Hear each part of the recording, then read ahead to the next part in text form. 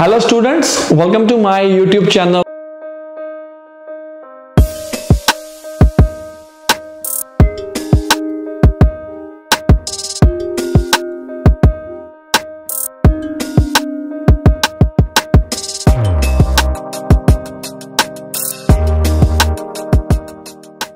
This video will be in Hindi language and topic is PTE reading reorder paragraphs.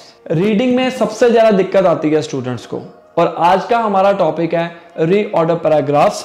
मैं आज आपको ऐसी trick बताने वाला हूं जो आपकी हेल्प करेगी रियल एग्जाम में अच्छा स्कोर हासिल करने की।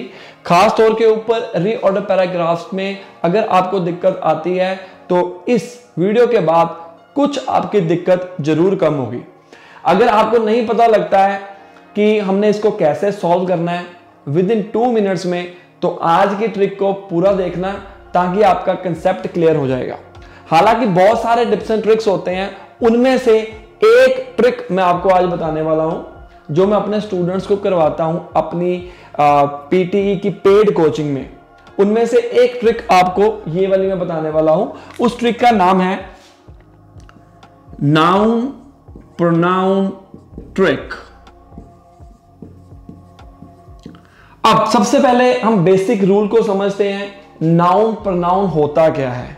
नाउन का मतलब होता है जैसे कि आपका नेम हो गया, सिटी नेम हो गया, कंट्री नेम हो गया, ये सारे क्या होते हैं? नाउन। सिंपल इंग्लिश में और सिंपल हिंदी में आपको बताने वाला हूं नाउन होता क्या है। अब हम बात करते हैं प्रोनाउन। नाउन की जगह पर यूज जो होता है उसको हम कहते हैं प्रोनाउन। जैसे ही हो गया, शी हो गया, दे हो गया and so on. For example Nikhil, ये मेरा क्या हो गया? नाउन हो गया। अगर मैं अपनी जगह पर ही का इस्तेमाल करूं नेक्स्ट लाइन में तो वो प्रोनाउन हो गया। कभी भी आपको मैं याद दिखा देता हूं, कभी भी प्रोनाउन पहले नहीं आएगा नाउन से, क्योंकि अगर मैं ही लिख दूं, ही क्या, कौन, हमने उसको बताया ही नहीं है, आइडेंटिफाई ही नहीं किया है, तो हमारे को पता कैसे लगेगा कि ही क्या है? हमेशा नाउन आएगा, राइट? तो ये सारी बातों का आपने ध्यान में रखना है। एक क्वेश्चन करते हैं, आपको और समझ आएगा। अगर आपको मेरी वीडियो अच्छी लग रही हो तो जरूर लाइक करना, शेयर करना, सब्सक्राइब करना, क्योंकि इसके चलते आपको सारे टिप्स एंड ट्रिक्स मैं आपको बताने वाला हूं। यस, क्वेश्चन पीछे लिखा हुआ है, पूरा सामान हमने रेडी करके रखा हुआ है ताकि बच्चों का टाइम वेस्ट ना हो। ये क्वेश्चन है और ये क्वेश्चन आपको रियल एग्जाम में भी आ सकता है। कैमरा का फोकस यहां पर होना चाहिए। मेरी फोटो चाहे कम नजर आए, कैमरामैन को मैं बता देता हूं, कैमरे का फोकस यहां पर क्वेश्चन के ऊपर होना चाहिए। All done? ओके। तो हमारा जो रीऑर्डर पैराग्राफ है उसके अंदर आपको ऑप्शंस आएंगे और मैं आपको इसके स्कोरिंग के बारे में थोड़ा सा बता देता हूं। जितने पेयर सही होंगे आपको उतने नंबर मिल जाएंगे। फॉर एग्जाम्पल जो आंसर है वो है BACD, right?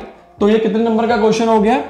BA 1 number correct pair का, AC 1 number, CD 1 number, total कितना हो गया? 3 हो गया। अगर 4 ऑप्शंस आएंगे तो हमारा एक क्वेश्चन 3 मार्क्स का होगा। ये करेक्ट सीक्वेंस है। आपने लगा दिया CDBA। अब आपके मन के अंदर क्वेश्चन होगा कि क्या हमें कोई स्कोर मिलेगा, इसका कोई मार्क मिलेगा? इसका आंसर है यस, क्योंकि मैंने आपको शुरू में बताया था कि आपको इसके जो मार्क्स मिलेंगे वो एक करेक्ट पेयर का 1 नंबर मिलेगा। अब इस केस में देखिए CD एक करेक्ट पेयर है, आपको 1 नंबर मिल जाएगा।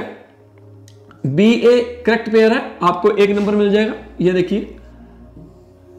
और DB ये इनकरेक्ट पेयर है, आपको उसका नंबर नहीं मिलेगा। मतलब out of 3 you are getting 2 marks.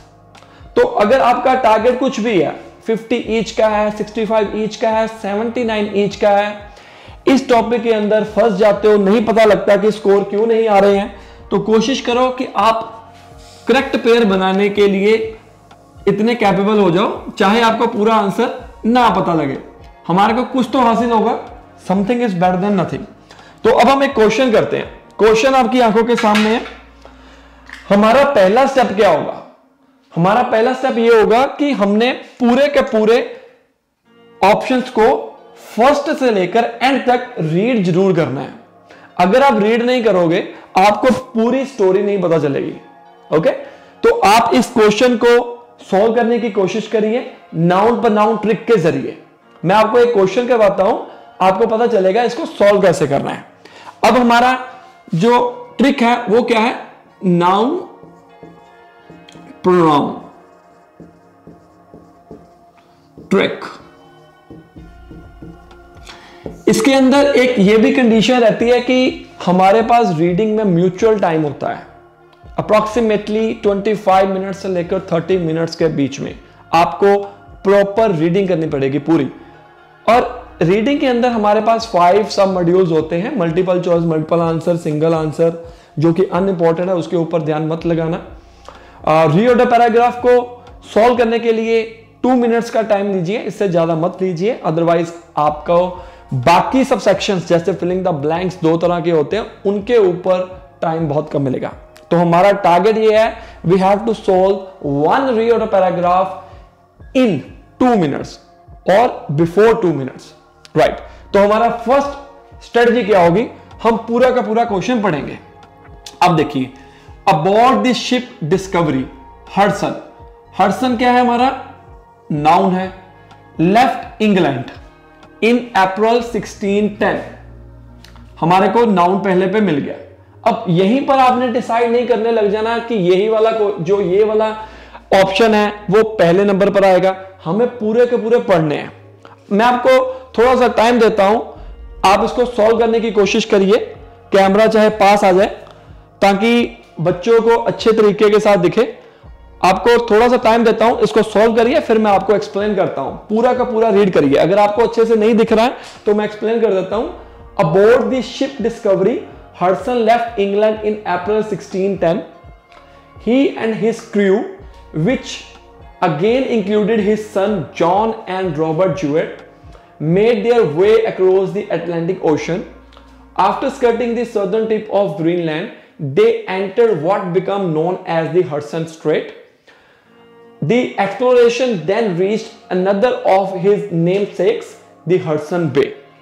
So आपके पास टाइम है, इसको चेक करिए, नाउन पर नाउन ट्रिक के जरिए इसको सॉल्व करने की कोशिश करिए। Afterward, I will explain this question in detail.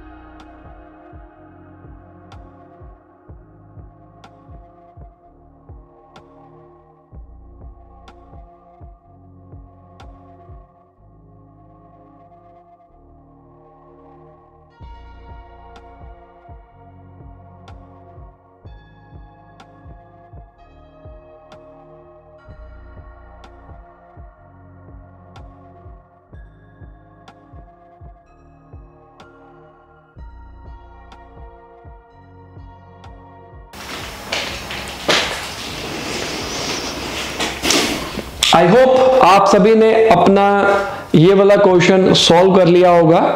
और अब हम देखते हैं इसका आंसर क्या है। देखो गाइस, सबसे पहले हमने नाउन पर नाउन को ढूंढना है।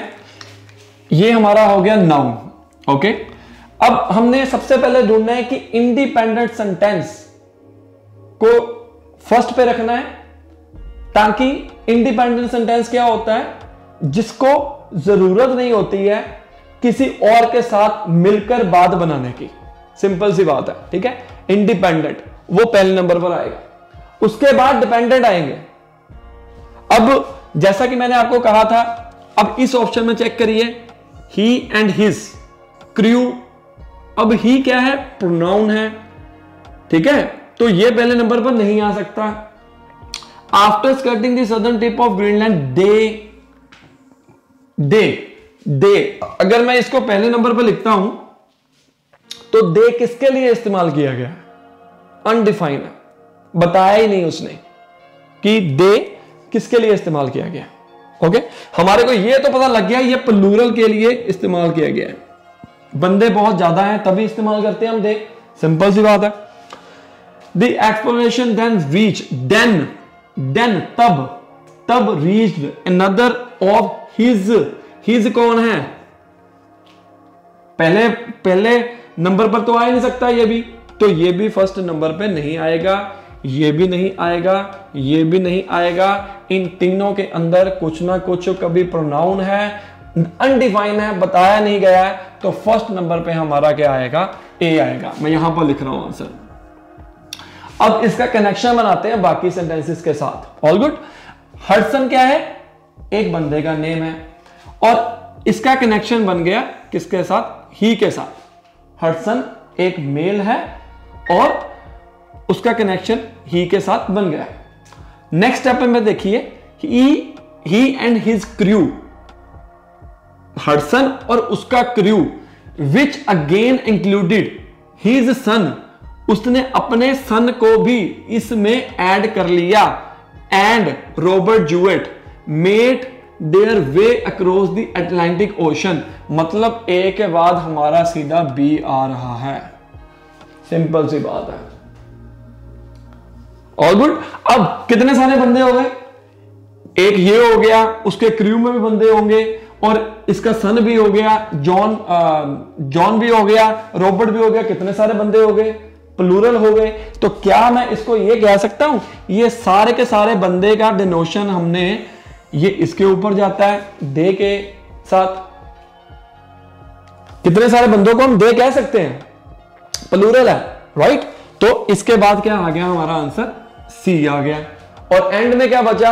अब हमारे को इसको एक्सप्लेन करने की जरूरत नहीं है, A B C D is the right answer. So अगर आपका answer A B C D है तो मतलब आपको ये ट्रिक समझ आ चुकी है।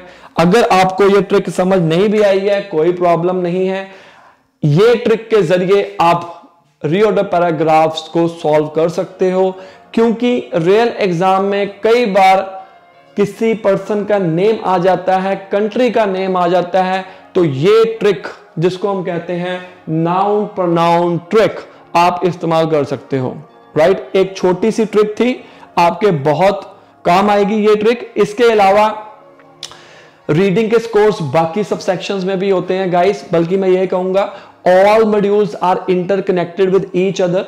सो ये मत सोचिए कि अगर आप किसी एक पर्टिकुलर मॉड्यूल में मार्क्स कम लेके आ रहे हैं तो प्रॉब्लम उसी में है, सारे मॉड्यूल्स आपस में इंटरलिंक्ड होते हैं। तो अगर आपको हमारे से कोचिंग लेनी है, मेरा वे ऑफ टीचिंग अच्छा लगा है, समझ पा रहे हो, हिंदी इंग्लिश पंजाबी तीनों लैंग्वेजेस में हम कोचिंग देते हैं, तो आप हमारे इस दिए गए नंबर के ऊपर कॉल कर सकते हैं, व्हाट्सएप कर सकते हैं, जहां पर हमारे इतने सारे स्टूडेंट्स कम समय में अच्छे स्कोर्स हासिल कर रहे हैं, तो आप भी अच्छा स्कोर हासिल कर सकते हो। मिलते हैं अगली वीडियो में, तब तक के लिए like share and subscribe my channel for more videos. Best of luck.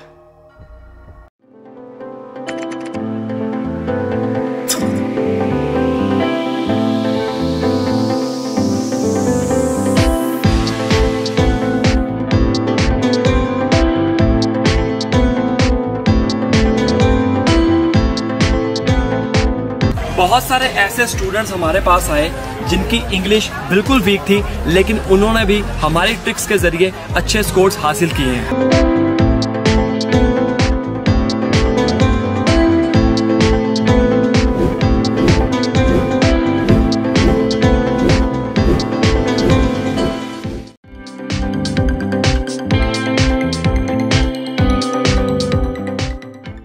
Sir ये मेरा फर्स्ट टाइम ही था, आपने मुझे कोचिंग दी बहुत बढ़िया, उसके जो टेम्पलेट्स है ट्रिक्स है वो बहुत अच्छे है। आपने वो कोचिंग दी थी आप तो फिर लगने लगा था कि भाई हाँ हो सकता है, अभी आ सकते हैं मार्क्स। सर 12 या 13 दिन की। सर 12 या 13 दिन में आपने 7 ईच हासिल कर ली है।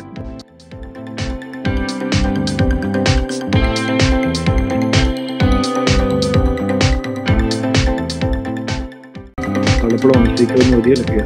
ਹਾਂਜੀ ਜੋ ਤੁਸੀਂ ਸਰ ਟੈਂਪਲੇਟਸ ਦਿੱਤੇ ਸੀਗੇ ਸਰ ਉਹੀ ਕਾਫੀ ਹੈਲਪ ਕੀਤੀ ਉਹਨਾਂ ਨੇ। I should say only 1 week, like 5 days, not even 1 week, 5 days, like yes. So finally I got my score. सबको बता रखा है कि भाई मेरे मार्क्स वहाँ से आए तो आपके भी वहाँ से जरूर आएंगे। अच्छे स्कोर्स के साथ पीटी का एग्जाम पास करना चाहते हैं तो सामने दिए गए नंबर के ऊपर आप हमें कांटेक्ट कर सकते हैं।